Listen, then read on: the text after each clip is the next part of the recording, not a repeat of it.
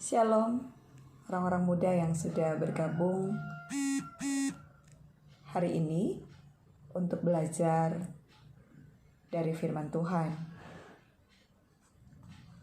Pertama-tama saya ucapkan selamat hari Minggu. Dan mari kita akan mempersiapkan bacaan firman kita hari ini yang terambil dari Mazmur pasal 73 ayat 25 sampai 26. Sebelumnya kita akan minta pertolongan Tuhan terlebih dahulu. Melalui doa, mari kita berdoa. Tuhan Yesus, Gembala kami yang baik, kami bersyukur untuk hari ini. Kami masih bisa mendapat kesempatan untuk beribadah bersama-sama melalui aplikasi media yang tersedia. Ajarlah kami Tuhan, oleh firman-Mu, arahkan hidup kami dan jalan-jalan kami, sehingga kami sepadan dengan kehendak Tuhan. Terima kasih Tuhan, Sang Firman yang hidup. Biarlah Roh Kudus-Mu juga menolong kami. Ampuni segala dosa kami, agar kami berkenan memperoleh berkat daripada Tuhan. Kami sudah berdoa dan mengucap syukur. Haleluya. Amin. Saya akan membacakan Mazmur 73 ayat 25 dan 26. Siapa gerangan ada padaku di surga selain Engkau? Selain Engkau tidak ada yang kuingini di bumi. Sekalipun dagingku dan hatiku habis lenyap, gunung batuku dan bagianku tetaplah Allah selama-lamanya. Ada pepatah yang mengatakan kasih ibu sepanjang masa, kasih anak sepanjang gala. Artinya kira-kira seperti ini. Kasih sayang ibu yang diberikan kepada kita akan ada seumur hidup. Sementara kasih sayang kita yang kita berikan kepada ibu kita sangat terukur. Malah dikatakan hanya sepanjang gala. Kita tahu ya gala itu yang biasa kita pakai untuk mengambil buah gitu ya. Bambu yang ukurannya terbatas tergantung tinggi atau rendahnya pepohonan. Atau kita suka sebut juga tembolok.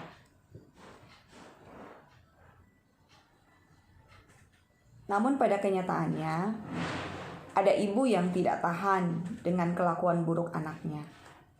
Salah satu cerita rakyat yang kita punya yaitu dan yang terkenal adalah cerita tentang maling kundang, di mana anak durhaka yang dikutuk ibunya menjadi batu.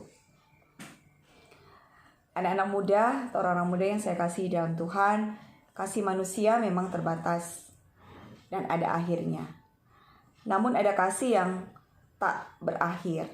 Tadi disebut endless love, yaitu kasih Allah. Walaupun seringkali manusia salah memahami Allah. Penulis Mazmur 73 yaitu Asaf menuliskan pengalaman kasih Allah yang tak pernah berakhir. Asaf sebelumnya salah memahami Allah.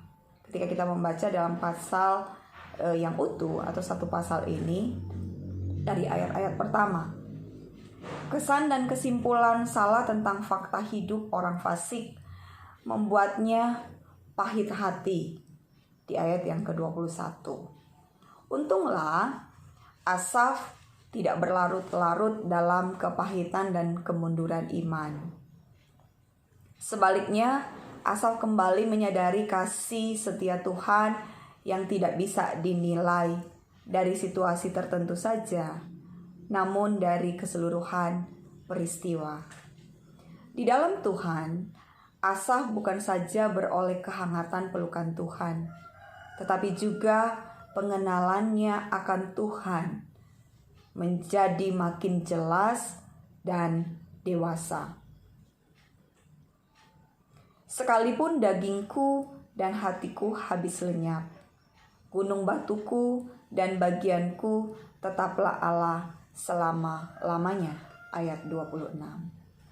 Dalam bagian pertama ayat ini tertulis, sekalipun dagingku dan hatiku habis lenyap. Dalam bahasa aslinya saya kutip bahwa dagingku digunakan kata seri dari akar kata sher yang merujuk kepada tubuh jasmani. Sementara itu kata hatiku menggunakan kata ulefavi dari akar kata lebab. Ini menunjukkan kepada apa yang ada di dalam batin manusia, yaitu hati atau jiwa manusia, yang di dalamnya terdapat pikiran, perasaan, dan kehendak. Jika hati, perasaan, kehendak, dan tubuh fisik kedua-duanya lenyap, berarti manusia sudah tidak memiliki apapun.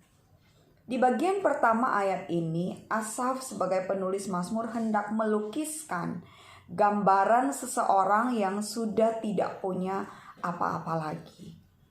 Secara fisik ia tidak punya harta, uang, kekayaan, rumah, ternak, dan lain sebagainya. Bahkan mungkin dia sedang kesakitan. Secara non-fisik, Asaf sedang menyampaikan bagaimana perasaannya hancur, hatinya berduka, merasa terbuang, tertolak, nyaris tanpa pengharapan. Mungkin orang-orang di sekitarnya juga mencemooh dan meninggalkannya. Akan tetapi Asaf menulis bahwa sekalipun hal tersebut terjadi, Allah tetap menjadi gunung batu dan bagiannya selama-lamanya. Pengalaman Asaf ini mirip dengan pengalaman bangsa Israel dalam pembuangan akibat dosa mereka.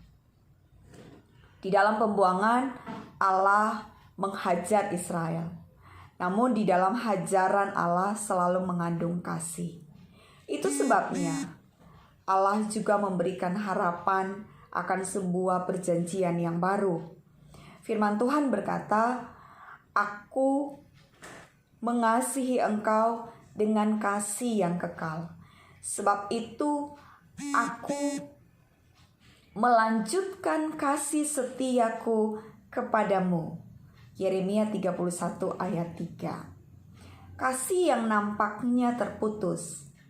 Bangsa Israel yang kelihatannya dibiarkan ditawan oleh musuh, kini mendengar seruan Nabi Yeremia tentang kasih Allah. Apakah ini hanya sekedar kata untuk menghibur? Tentu tidak.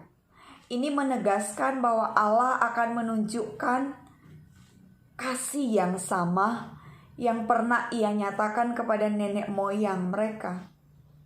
Akan ada keselamatan, pembebasan, dan perjanjian yang baru antara Allah dan Israel.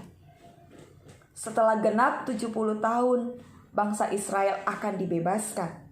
Dan Allah akan melanjutkan perjanjian dan kasih-Nya kepada Israel. Israel adalah umat pilihan. Dan penyelamatan Israel itu juga berlaku untuk kutuk dan maut.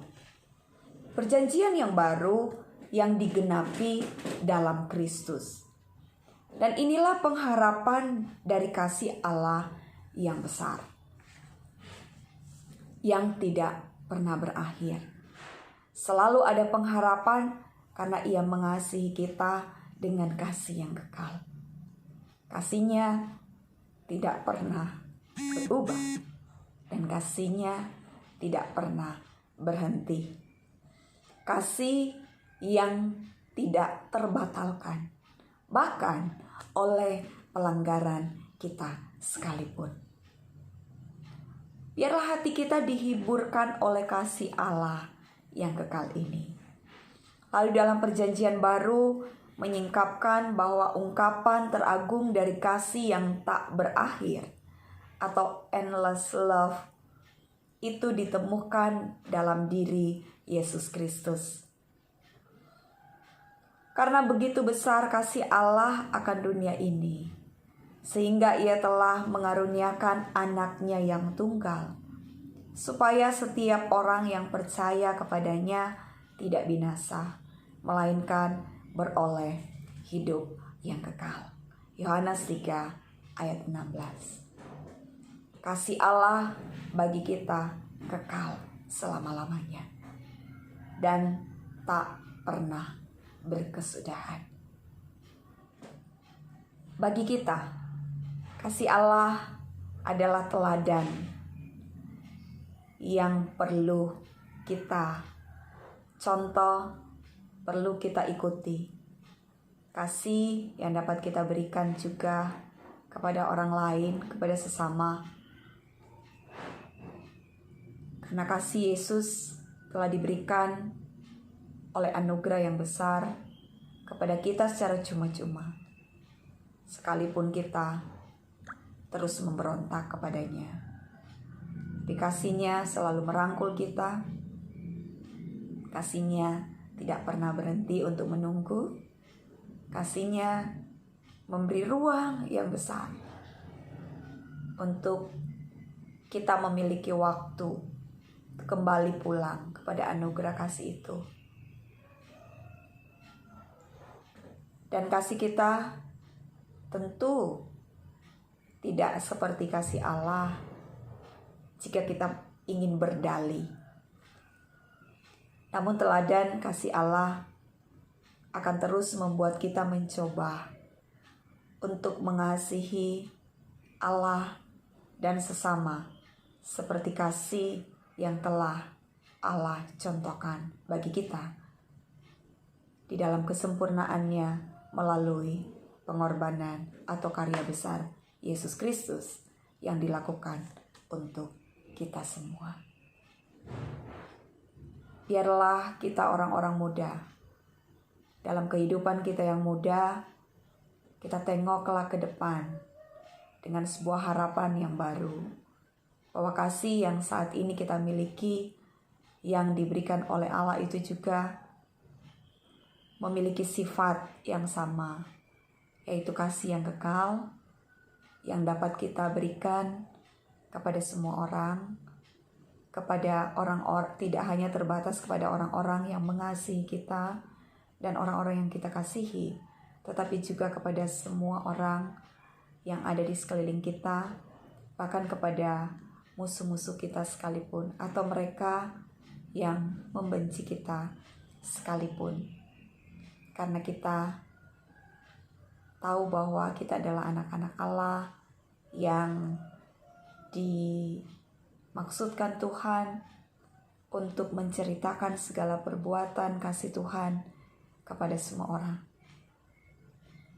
agar sekali-kali tidak ada yang binasa dan semua orang memiliki kehidupan yang kekal.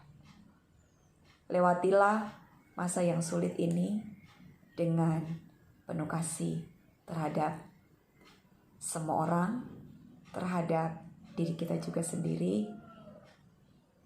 Ikutilah semua peraturan yang disampaikan, dihimbau oleh pemerintah, dan teruslah bersama-sama menjalani semua aktivitas kita dengan semangat, dengan kegembiraan, bahwa selalu ada harapan bagi setiap orang yang percaya kepada Kristus yang sudah juga mengalami kasih yang tak berkesudahan itu. Tuhan memberkati kita semua. Mari saya akan mengakhiri firman Tuhan ini dengan berdoa. dan sekaligus menutup dengan doa berkat. Mari kita berdoa. Kami bersyukur kepadamu Tuhan untuk firman-Mu yang terus mengarahkan hidup kami. Firman-Mu yang selalu mengingatkan kami. Firman-Mu yang mengajar kami. Firman-Mu yang memperbaiki kelakuan kehidupan kami. Dan firman-Mu yang terus mengarahkan kami kepada kebenaran. Tolong kami Tuhan, agar kami terus dapat mempraktekkan kasih yang tak berkesudahan, yang Tuhan sudah contohkan kepada kami, dan kami bisa nyatakan kepada sesama kami, siapapun itu, termasuk mereka yang memusuhi kami. Terima kasih Tuhan, dan saat ini biarlah berkat-Mu tercurah atas kami. Maka saudara, terimalah berkat Tuhan. Kasih karunia dan damai sejahtera dari Allah, Bapa kita, dan dari Tuhan Yesus Kristus menyertai kamu. Haleluya. Maranatha. Amin. Terima kasih. Selamat hari Minggu untuk kita semua, dan Tuhan memberkati. Sampai ketemu lagi di hari Minggu yang akan datang, jika masa pandemi ini masih tetap berjalan dan kita dihimbau untuk tetap beribadah dari rumah. Persiapkanlah diri kita dan rindukanlah persekutuan di hari Minggu. Tuhan memberkati.